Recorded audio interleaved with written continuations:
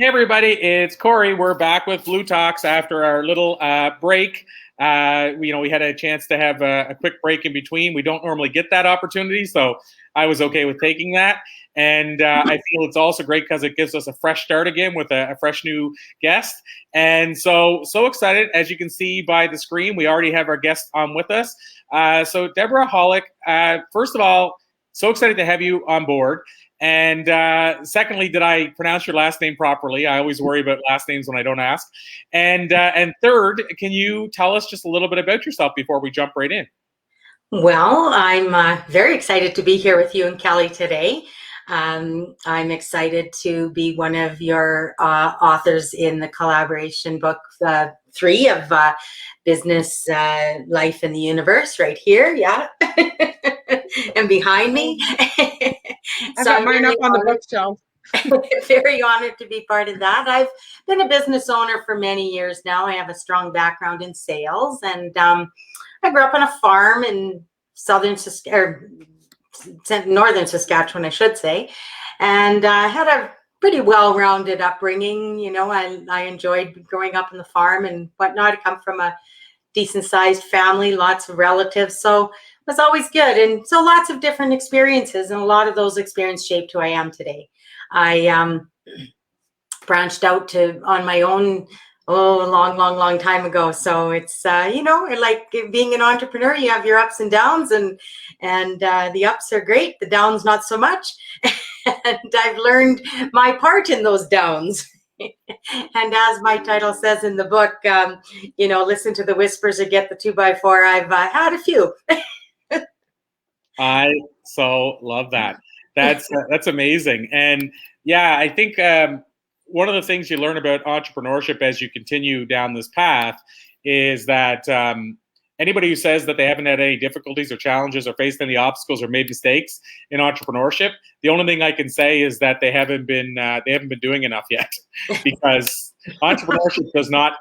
I have yet, and I mean, I speak from a point of view of having interviewed now 6,500 thought leaders. I've yet to discover one entrepreneur that's been going more than 5 years that hasn't had more than one challenge. So I love that you shared that, Debora. Not a problem. It's I think contrast is what helps us move forward. You know, we're always being called toward, and I believe that out of chaos creates consciousness. So the more conscious we become, the better it is. So agree. And so can you tell us then, if we dive in a bit further, can you tell us a little bit about the work you do with clients? Just a little bit of what that looks like? Yeah, I've had a marketing business for many years, and like a lot of people right now, that's changed a little with COVID and with everything going on. So I've coached for many years and been a speaker, and I kind of put that kind of on the back burner a little bit to do the marketing side. So now I'm kind of revisiting all of that, if you will, and reinventing some of what I did then that fits now. And so I help business people who feel they're in an abyss of constant chaos, confusion, and cussing, sort of smash through their stuff, their barriers. And so then, they can sort and shift and succeed as they choose. That's what I love to do. Amazing. I love that. And I guess maybe if we start from there, because that's another area I feel is important to a lot of people. But when you say help them break through the barriers and breaking through the stuff that's, they're getting stuck in the mud, if you will, breaking them through that mud, are there some common things you see that this is what people over and over again run into this brick wall? Or are there some common obstacles that you could cite to us that you see happen over and over again? Well, I think the biggest one for most of us, and myself included here, pick me. I told you I get those 2x4s, is we get in our own way, I think.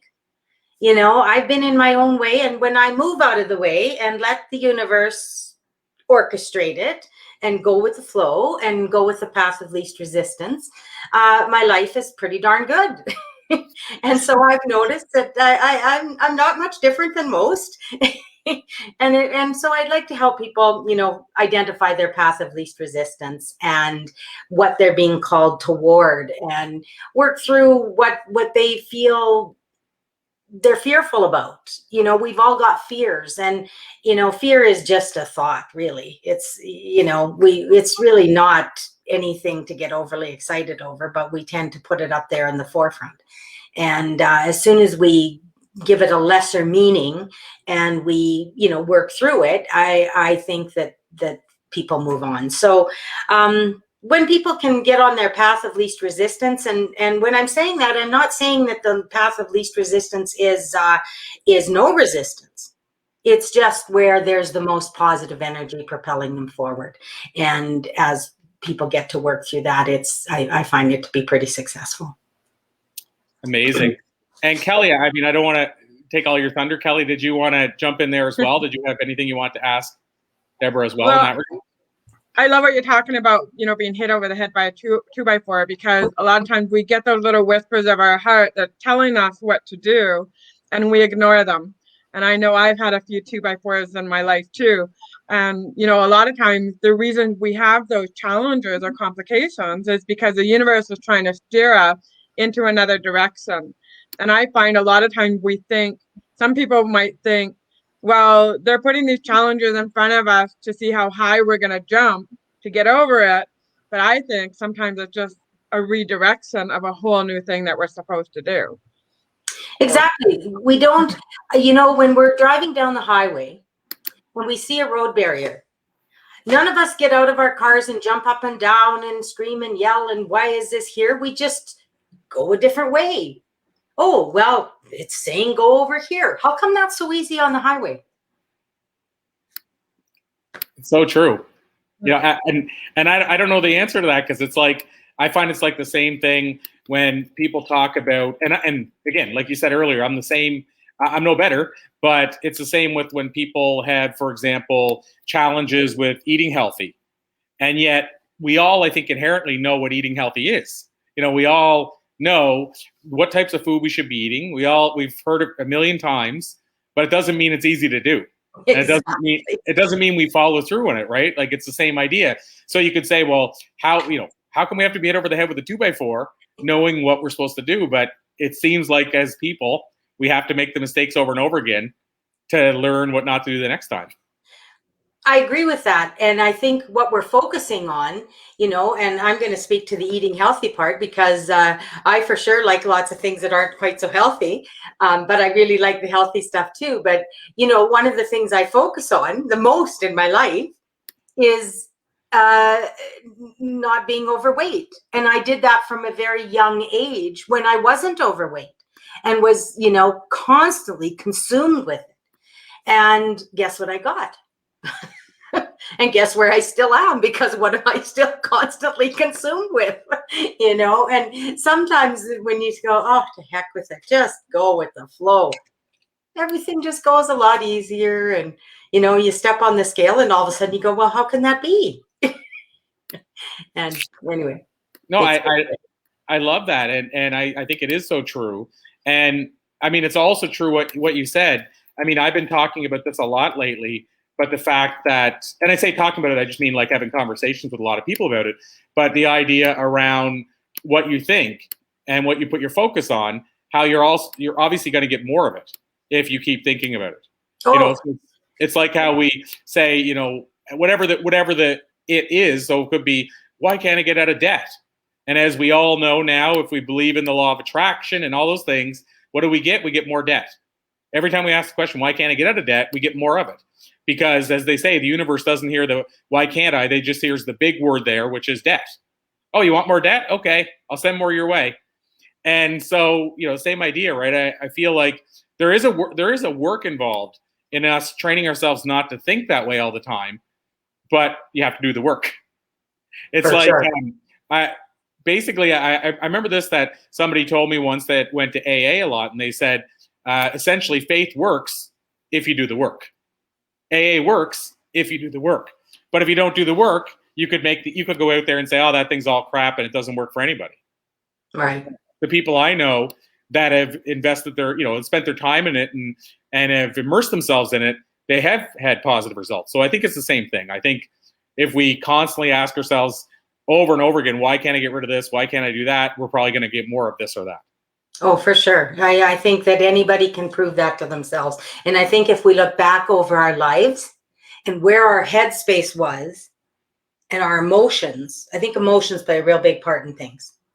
And I think if we look at where we have been emotionally at certain things in our lives, you can go back and go, now I see where I was at in that. I see what my mindset really was. I was telling this story, but I didn't really believe that story. Right.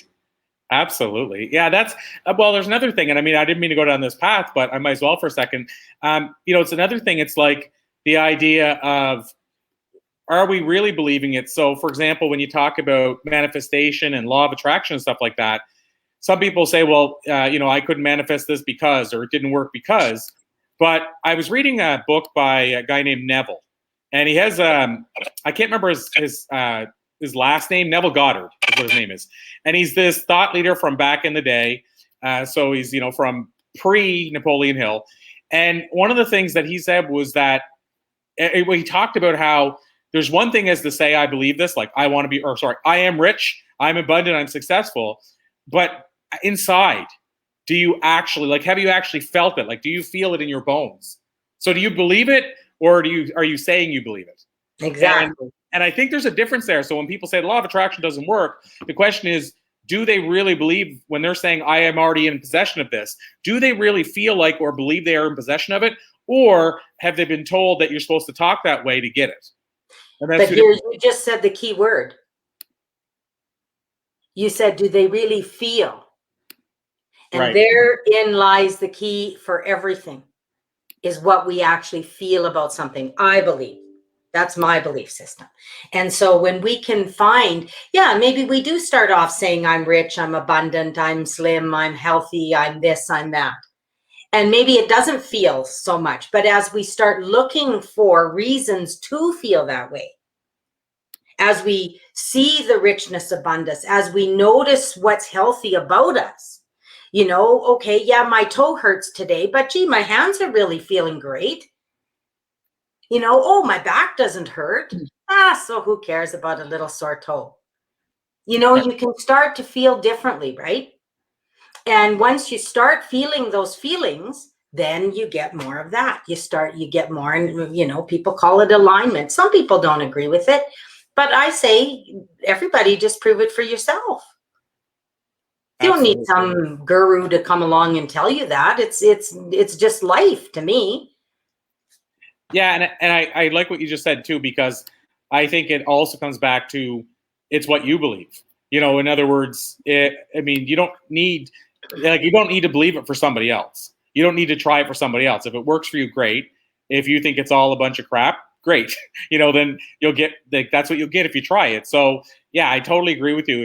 It's give it a try yourself, and if it serves you, great. And if it doesn't, great. I will say, and then I'll move off of this area because it's a totally different area than I plan to go down. But I will say the other thing is I came into all the stuff as a skeptic, like the idea of that thoughts become things. And I've done a lot of work on it recently, and I started noticing synchronicities coming into my life. So what I started doing was writing them down, because James Redfield in the Celestine talks about the more aware you are of them, the more they're going to happen in your life. And so I thought there's no better way to make myself aware of them than to keep a list of them, to write them down as they happen. And so I've been doing that for a while, and lo and behold, I see 4 or 5 things a day that years ago I would have said that can never happen. And I'll see 4 or 5 of them in a day.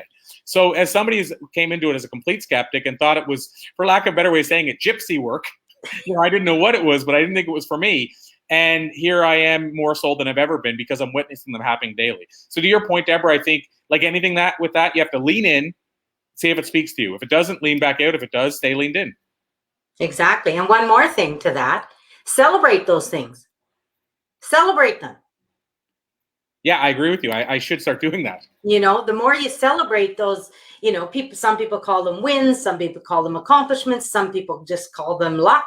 I don't care what you call it, but have fun with it. Have fun. I did that. Absolutely. Yeah, and I feel like it's also the idea that the universe, understanding that the universe is working for you. It's not trying to set you up or what have you. And so, yeah, so for me, like I said, this stuff has all become far, I wouldn't say too real, it's become real in my life. And so I wanted to, Kelly, I want to give you a chance to jump in here before we switch gears. Anything you want to share on this idea of we're talking about thoughts become things and I'm a total big, huge believer in all of that stuff. And in fact, one of the things that comes to mind is one time I said to myself, I would love to manifest a speaking gig in Winnipeg on Valentine's Day.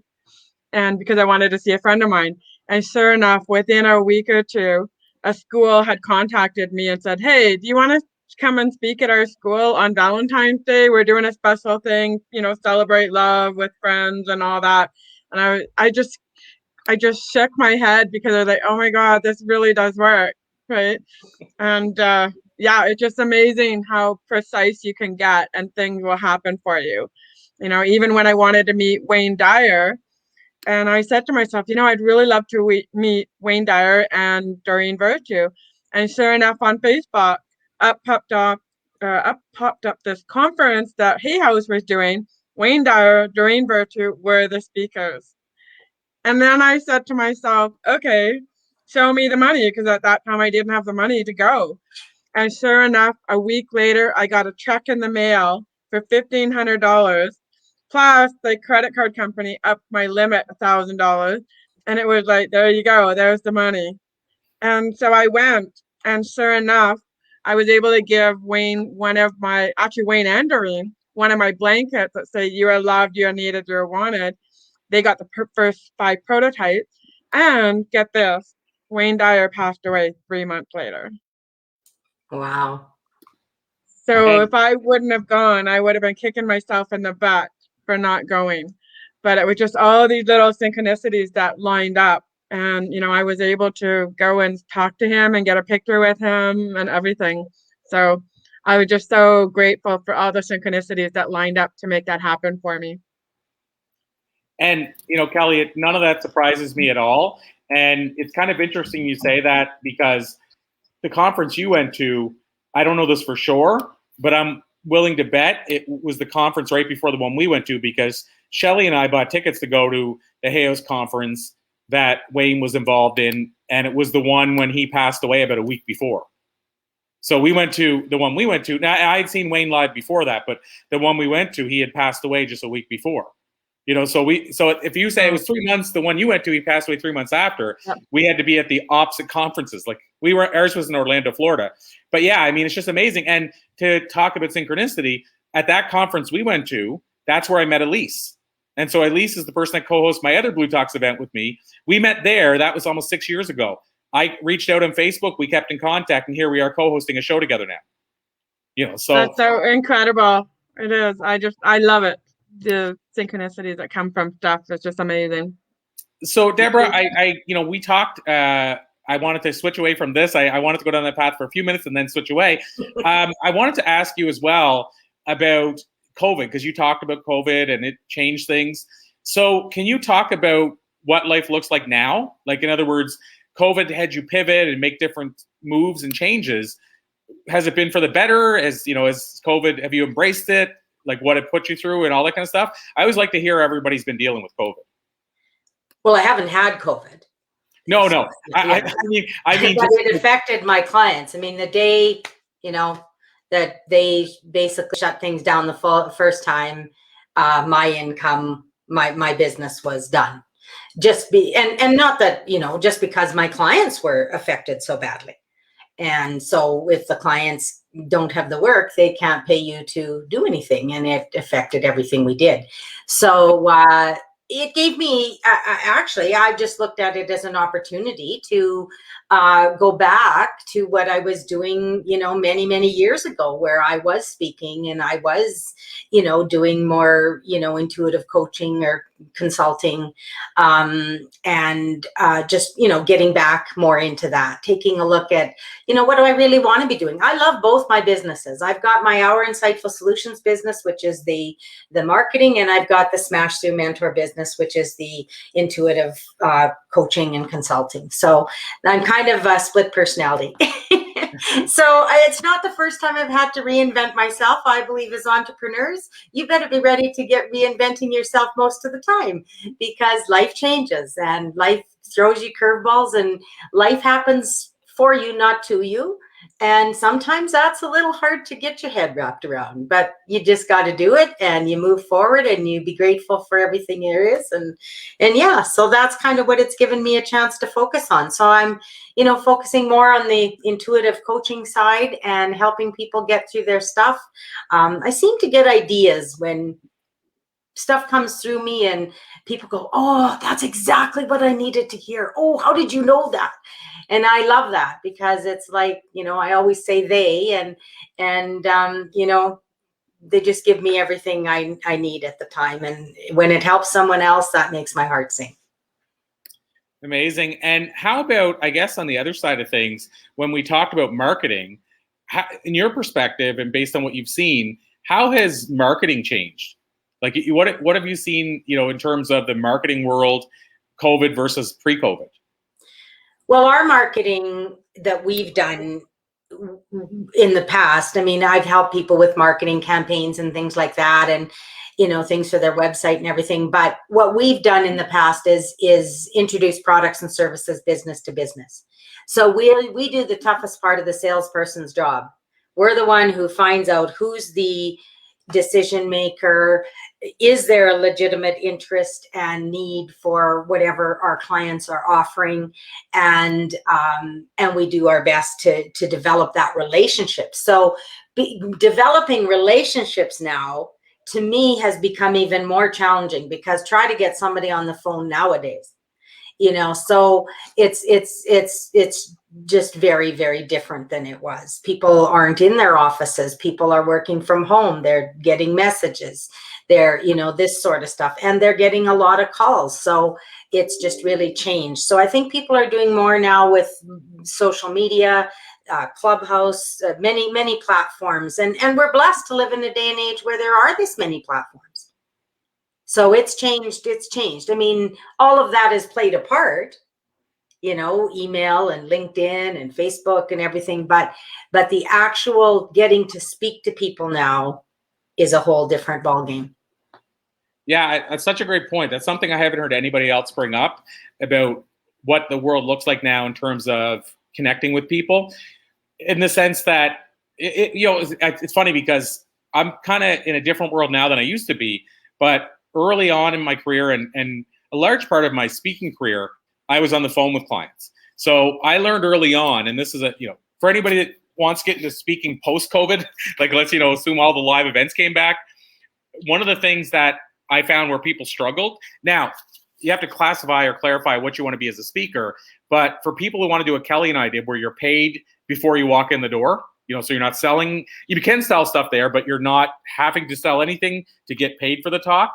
That right now is what's died to quite a degree, because of the fact that that's usually live speaking. The virtual events, people that are doing those are getting half the fee they would if they're doing it live. That stuff has suffered quite a bit. I believe it's coming back. I mean, I'm already starting to get people reaching out saying, hey, can you speak at our live event at this time? I mean, most of it's late 2021 or early 2022 beyond. But having said that, one of the things that I think where people struggled is the people that wanted to do that kind of speaking don't realize that those kind of things typically, that could change, haven't been booked through social media. So in other words, the CEO of corporate company or an association manager of the plumbing association, typically they're not booking their speaker on social media. Exactly. And the key thing is they're getting enough inflow of people reaching out to them via phone, which is this, even though social media is more social, when you're on the phone with the person, you've got their full attention. They're not juggling 1,000 things. And so if I were to guess, I would say, whatever the number is, but probably 75% of the bookings that happen in the speaking world, there's been at least one phone contact.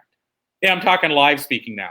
And so I bring all this up and go full circle, Deborah, because that becomes the new challenge if people are switching and maybe some of them, and a lot of them, I would say, are going to stay in the remote environment now and not get back to the office.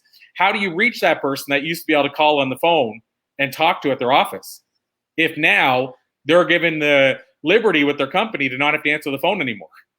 Now they can probably do stuff via email or even maybe on private Zoom calls and stuff. And so this is the point. I think we need to now transform the way we think about that, because phone calls did work really effectively for live speakers. In fact, I would say the reason a lot of people struggle to get bookings is because they weren't willing to do that. Email would be the second closest. Social media would be the third. So, and this is as somebody that, as a speaker, did 20 years of paid speaking and speaking often. And I can tell you that 60% of my bookings, and I'm just throwing a number out, but I mean, the lion's share was through the phone. Probably another 30% was via email. And the 10% that was social media would be the people that had already been following me for a while. And maybe even I called them before and then they connected on social media. They watched me for 3 years. Then they have a booking and they have the trust with me. So they reach out a messenger, but it didn't start there. Anything other than referrals and word of mouth and stuff, that's the ratio. So it's a good point you made, Debora, that I think people need to consider is the phone was already struggling for prominence. And I think it's going to be struggling even more now going forward. So that's a bit of transformation. Some people are saying that it's going to go back to the phone. And you know what else? I don't know if a lot of people have experienced this yet, but people are tending to go back to the mail.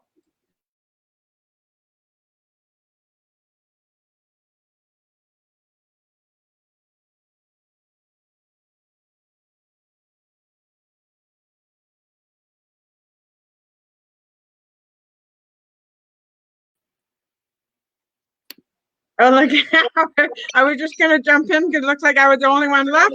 What the heck? You guys left me all on my own. I guess it kicked me and Debora out. I thought it just kicked me out. And then when I came back in, I saw Kelly was there by herself.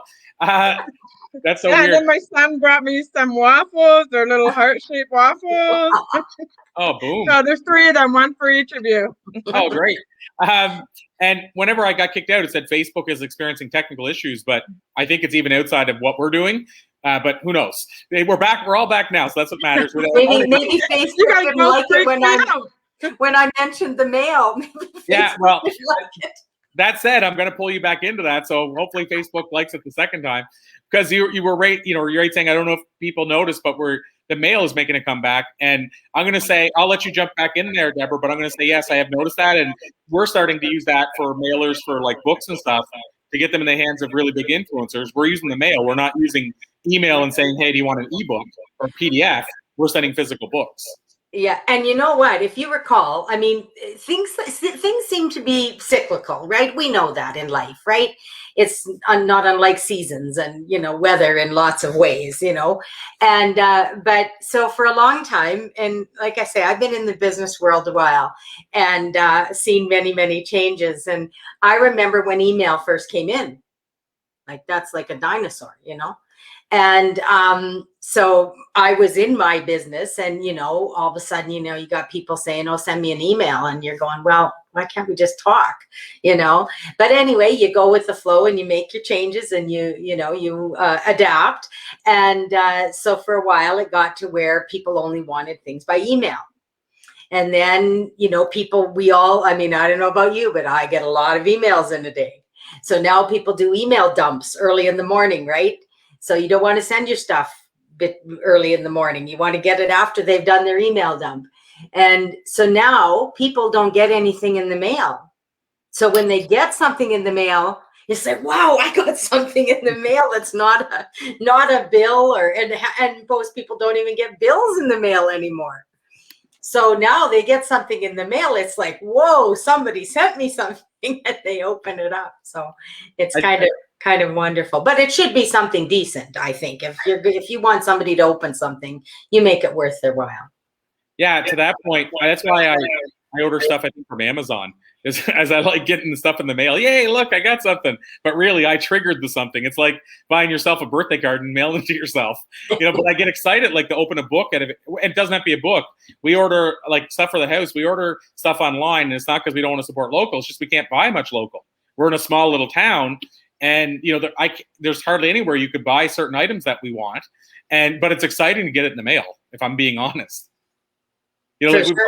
We buy the small things local, or if it's a certain book, right? An author, a friend of yours put out a book. Well, we only have one tiny bookstore in the town. And if they're not carrying it, you can't get it locally anyway. So, but I mean, so I order a lot of stuff online, and yeah, it's exciting. It's exciting to open that box.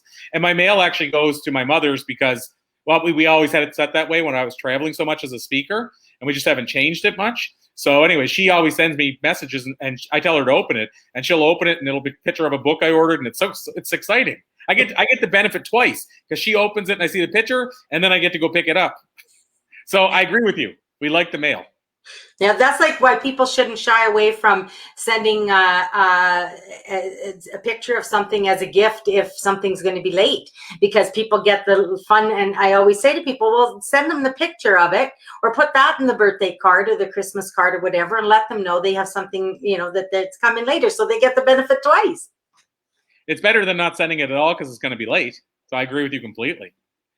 And so now, Debora, the other thing I want to ask you then is, as far as the work that you do, and as far as if we even circle around to the writing, for example, the contribution to the Blue Talks book, do you see your business in the near future taking another turn again? Like, I know you said you always have to be nimble and always have to be flexible.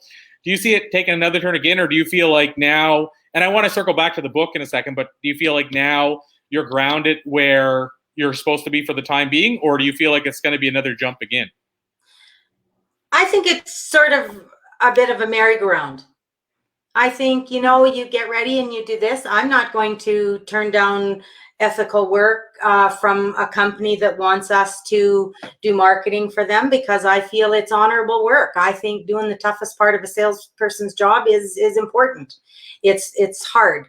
And so I love doing that, but I love speaking. And back to what you were saying, about your live speaking. That's when I did speaking too. I spoke at one event. It was a paid event. Somebody at that event booked me at another event, and so on and so forth.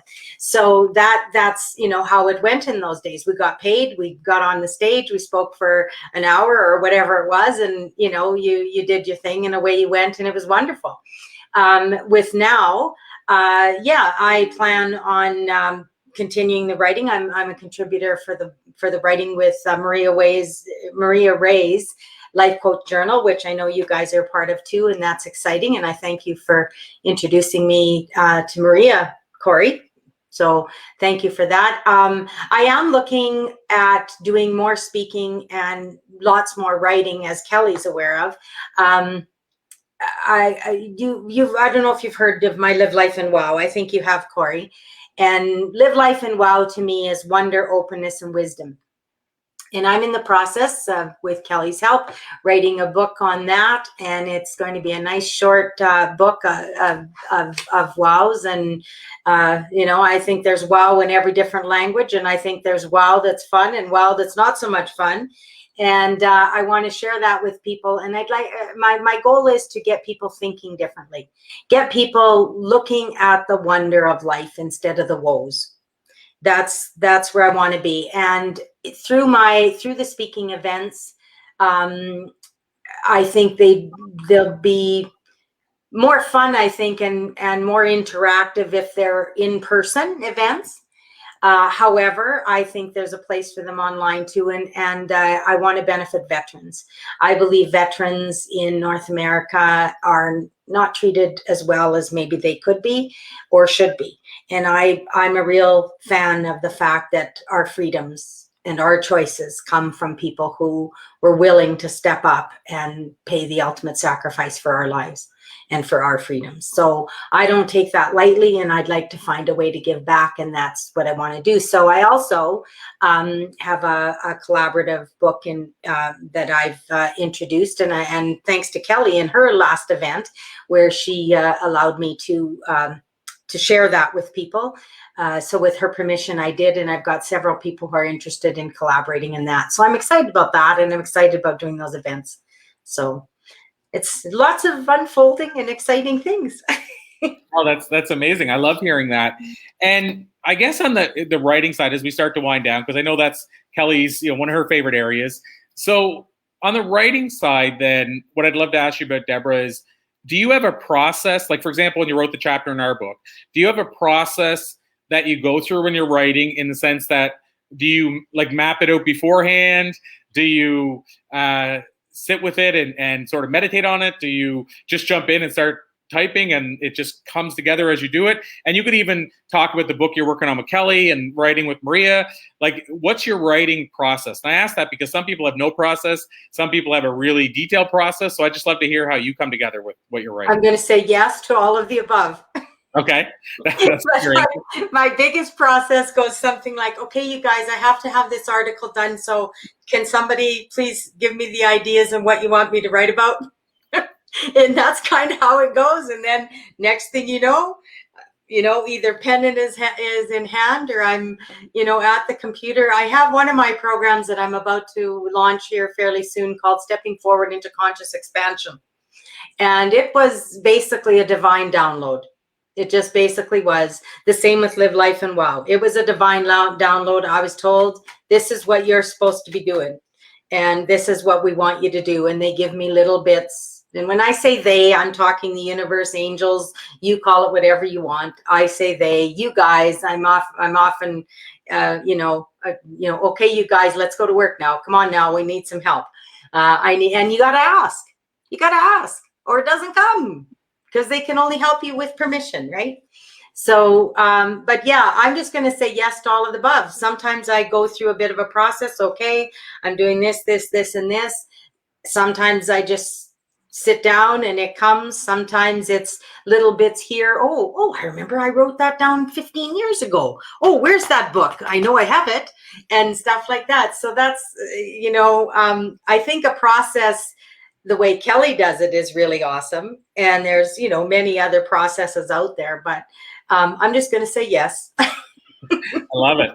Well, and, it's Kelly, before we move on to kind of, I'm going to call it winding down. But before we do that, Kelly, I'd love to hear really quickly about your process. I just say this because I've never asked you this in all the time we've done this event. And I'll super quickly, even just before that, I'll share mine because I can share it in like a minute. But basically, because this is something I get asked all the time.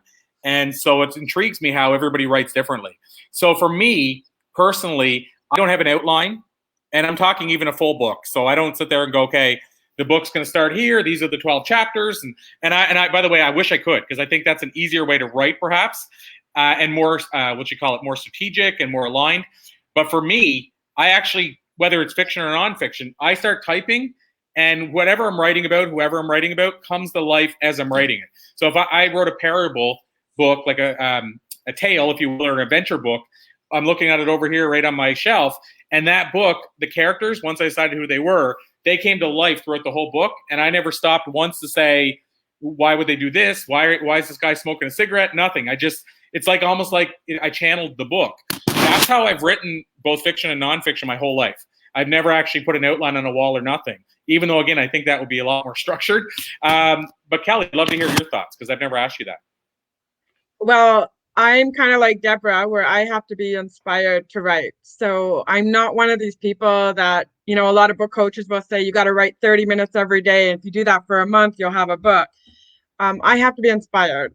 So what I do is I visualize who is that person that I want to help. And then I write out what are 10 things I want to tell them. And then I start my chapters from there. And that is something that I teach in my 3-day event that I did back in April. And we're going to do another one in June. And that's exactly how I'll do it again, is what are those 10 things? And then it just goes from there. I like that because it's like basically you're writing, who am I writing this for? So almost like who's my ideal, what do they call avatar in the marketing and social world? Who's my avatar or my ideal client or that should be reading this? And then what are the 10 things they need to know? It's like if you guys have ever heard of like the facts, but then there's the SAQs, should ask questions. So facts are frequently asked questions, but people say you also should say, but what are the questions people should ask you but never do? And a lot of people say that's where the money's really at because everybody asks you like, if you were going to write a book, should you publish or self-publish? But maybe people should be asking, what should my goal be on writing a book? I'm just throwing this out of nowhere. But if your goal is I want distribution, then your answer is going to be different than my goal is I want to make more money per book. Because if you want more money per book, that's self-publishing. If you need wide distribution across the world, you're going to have a hard time doing that as a self-published author. So what I'm saying is the should ask question should be, how do I set my goals? Or what are normal goals for writing? So anyway, Kelly, I know I'm going in a different direction, but I don't think a lot of people realize that it's great to say, what should people be asking me? And so maybe those 10 things are, what should that person be asking me, or should they know? I love that, because again, I don't take an approach like that, and I wish I did. Someday I will. Well, and how it came about is because a few years ago, I had to do a speech to at a burn survivor conference. And so I was one of the keynote speakers. And so I got thinking, okay, so some of these people are brand new as far as they had just got burnt. What are 10 things I'd want to tell them? Right? Because my normal speech that I would do was not going to fit with them. So I wanted to do something that was going to be really high level, beneficial, specifically just for burn survivors. And so while I was on the airplane, here I was figuring out, okay, what are my 10 things that I would want to tell someone who just got burnt? And it just kind of went from there. And I developed my whole speech that way. And then I was thinking, hold it, this is also a book, right? So, when people say to me, I don't know how to write, or I don't know what to write, I just tell them, well, imagine that person sitting in front of you that you want to help. What are 10 things you want to tell them? And maybe it's 15 things, maybe it's 20 things. It really doesn't matter. It just start with 10 and then go from there. Yeah, I really like that. Brene Brown, when she was asked about how she delivered her TEDx talk and why she thought it was so effective, what she said she did was she actually spoke to the audience. So she wrote down her talk and planned her talk as if she was going to tell it to her sister, and as if her sister needed to know this information, like her life depended on it. And then she spoke to the whole audience as if it was her sister.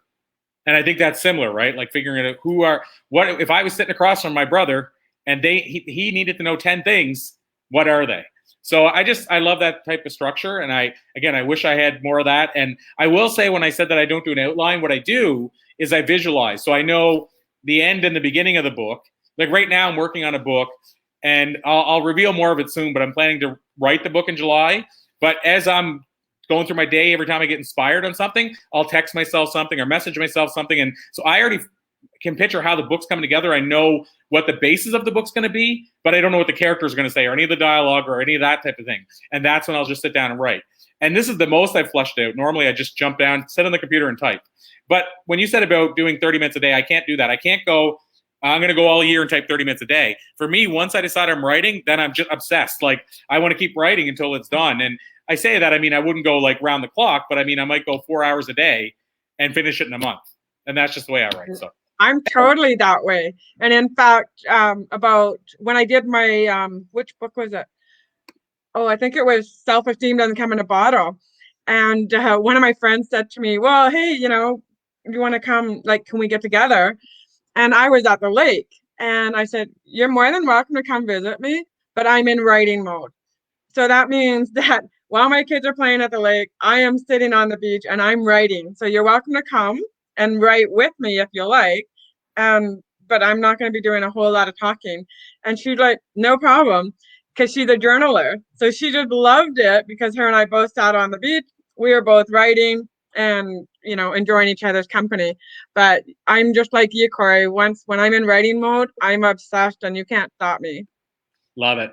Well, Debora, I want to come back to you, but I'll just finish by saying that Rocky, that movie, was written in 3 days. I don't know if people know that. Sylvester Stallone I forget which, he saw a fight. Muhammad Ali fight, I think, but he saw a fight. He got inspired and he sat down and wrote it in 3 days. Now, obviously, like all things, it was edited after and all that, but he wrote the core thing in 3 days. And that movie was the first movie he had. Might even be the only one. I don't know if he's had a movie since that was nominated for Academy Award, but that was the first thing he ever wrote. He ended up selling it, I think, for $500,000, and it was nominated for Academy Award. So, I mean, that was written in 3 days. So, I believe that most writing takes longer than that, but if you're obsessed, you can't tell me that the core message can't be put down in a short amount of time. So, Debora, come back to you.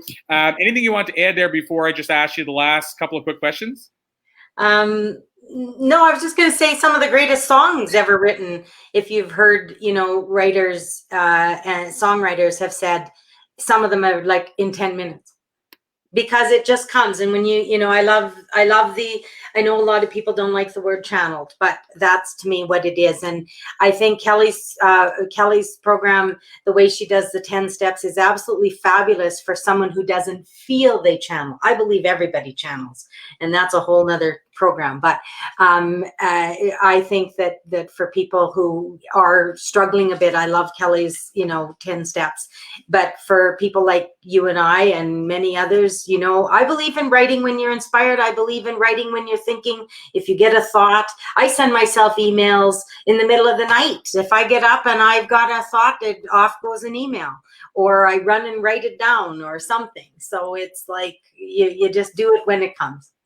Yeah, and to your point about the writing, I write music, and some of my songs that, at least myself, I would consider my best, and I'm not going to compare them to songs, that hit number one and stuff like that. But I mean, the songs, some of them have been on the radio. One of my music videos had almost 10,000 people watch it. And the last CD was nominated for Rock Recording of the Year. So it's not like, I'm not saying it's high level, but at least it's, I'm putting out decent music. And I would say my strongest songs were written, if it's a 5-minute song, they've been written in 5.5. Like literally, I couldn't even stop because the words are coming out and I don't even know where they're coming from. Now I've had other ones where I labored over them, and some of them stuck, and some of them I threw them in the garbage because they just felt like such a labor. But I will say, it's the same thing as Kelly said, though. It goes both ways. That song, Believe by Cher, the story I heard, and I don't remember the exact number, but that song had like 30 writers and took 10 years to write. That one pop song. And then again, you could name some of the like, what is it called? What's that song by Lynyrd Skynyrd? Why am I losing my Sweet Home Alabama. I read that was written like in real time. Just wrote it start to finish. Every Rose Has a Thorn by Poison. Brett Michaels said he's got up out of bed one night and a breakup of a relationship, sat down and wrote the song in exactly as much time as the song lasted. And that song's been heard over 1 million times in the radio. So yes, I believe a lot of people do channel their writing. So Debora, the two last questions I want to ask you, of course, I'm going to want to ask you how we can learn more and connect with you further. But the second last question, and for me, it's an exciting question to ask because I've asked this question over 5,000 times. I call it my time machine question. And basically, it goes like this. If you could get into a time machine, go back and visit a younger version of yourself and give her one piece of life advice based on what you've learned in the years since, what do you think you might tell younger Debora? I would tell her not to allow past events and experiences to control the future. To accept it for what it was and not stay stuck there and being in your own way. Because that's kind of my story, and that's, like I say, a whole other ballgame. So I just stayed stuck for a long time. And so here's the follow-up question. Just out of curiosity, do you think she would listen, knowing that younger Debora? I think she would. I think she would have had more confidence and belief in herself, and she would have let go of the fear that people didn't want to hear what she had to say. Love it. And Kelly, do you have a closing question for Debora before I ask her how we can learn more and all that kind of good stuff? No, I just want to see how we can learn more about Debora, how people can connect with her, because everybody wants to know. So Debora, before you jump to that, then I'll ask you one last mini final question. Do you have any last things you'd like to share? Like on my our other virtual event, Elise calls it, what does she call it? Mind seed. So like a nugget of wisdom or what have you that maybe we didn't uncover today. Is there anything else you would share with people, or life advice, or anything else you would like to leave people with that they can take into their life and use to their benefit? Stop beating yourself up. Let's just all stop beating ourselves up. We wouldn't do it to our best friend. We wouldn't do it to anybody we love. Why do we do it to ourselves? Let's just be nice to ourselves a little more and kind. One of the biggest things we say, be kind, especially right now. Well, let's be kind to ourselves. I really dig that. We got to move it in our new place, but in our last place, when I walked in the door, there was a frame, and Shelly put it together with like how you turn a picture into like a chalkboard or whatever. I don't know a whole lot about how you do that, but I knew she did it. And so basically she took a frame, picture inside, and now it's a chalkboard. And she wrote on the chalkboard a bunch of things, but one of them was, what would somebody who loves themselves do?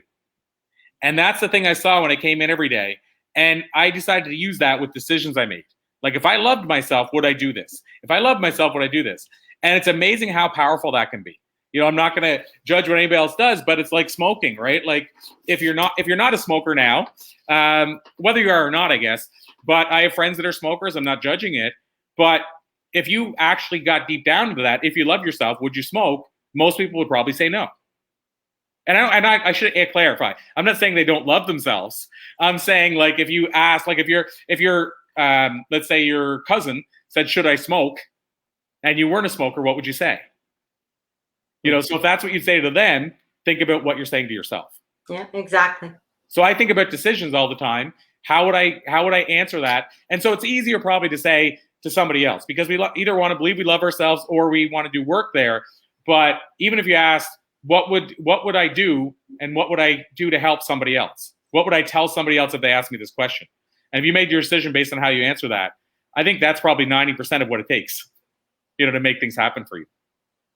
So I just love that you said about that. Don't beat yourself up. Let's be kinder on ourselves, gentler on ourselves, because I do believe that if you love yourself, how would you treat somebody else? And so if you would treat somebody else like that, treat yourself like that too. So yeah, I just wanted to add that. So Debora, the last question we said we were going to ask is about how we can learn more. So a double part to that is, where would you send people if they want to learn more? And then what type of people, like what type of clients do you typically work with, so somebody knows if they're right now listening to this, they're an ideal client for you? Well, I work with professional people, business people, organizations, again, depending on which side, whether they're wanting the marketing or the intuitive consulting. And that lots of times goes hand in hand, by the way. So my marketing clients kind of get the business benefit of both, but they can reach me at either of my websites. I've got insightfulsolutions.com or smashthroughmentor.com, and I'm also on Facebook. It's Smash Through Mentor, and I'm on LinkedIn under my name, Debora J. Hollick. And so reach out to me however, and you'll find me somewhere. I love it. So Kelly, like I said, I want to give you one more chance. Any other questions you asked Debora? Anything else you want to add? No, I think it's great. Thank you so much for joining us today, Debora. It's been great chatting with you. Well, thank you. I could talk to you guys all day. You guys do great work. I want to say thank you for all you've done for so many of us. So I regularly express my gratitude and my encouragement for people to reach out to both of you. So thank you again so much. Oh, wow. You just made my day. Thank you so much, Debora. I so appreciate you. And where I do have something at the top of the hour, I'm just going to say our goodbyes right in real time rather than me, doing a wrap up afterwards. So thank you so much, Debora, for joining us. Thank you, Kelly, as always, for being an amazing co-host. Everybody else, we're going to be here all week, basically the same time every day, which is 11 Eastern. And then we just go from there. Usually we have 4 guests. So we'll be back tomorrow, same place, same start time. Kelly, again, anything else you want to add before we all run off? No, that's everything. Okay, so I'll just say, if you want to learn more about Blue Talks, visit us at bluetalks.com. Blue Talks book number 4, Kelly and I are working on getting it released. Actually, I think the website's up right now, so we'll probably talk a bit about that tomorrow. So again, thank you both. I appreciate you. I salute you. We'll call it a to be continued, and I'll see you tomorrow, Kelly. Okay, bye. Bye now. Thanks, everybody. So appreciate you all.